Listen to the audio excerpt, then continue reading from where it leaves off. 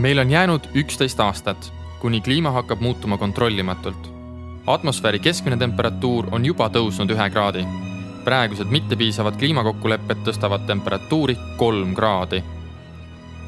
See tähendab pöördumatuid muutusi.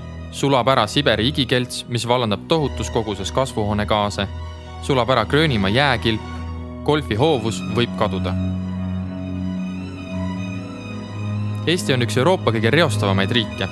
Kui me suudame muuta seda, siis tõuseb surve muutusteks ka suurriikidele.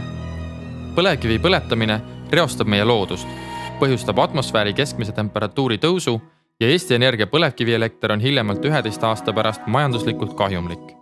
Sotsiaaldemokraadid on ainus erakond, kellel on plaan kliima soojenemisega võitlemiseks. On vaja jõuliseid samme. Loobume põlevkivist, ehitame tuulikuid, koostootmisjaamu, energiasalvesteid, päikesepaneele ja kütuseelemente. Viime transpordi elektrile üle. Teeme majad energiatõhusaks, suuname saastetasud Ida-Virumaale töökohtade loomiseks. See plaan tõstab Eesti SKP-d keskmiselt 2,2% aastani 2030.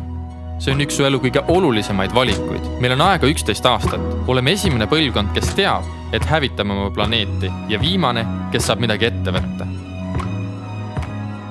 Sotsiaaldemokraadid on ainus valik. Tule valima, sest iga hääl loeb.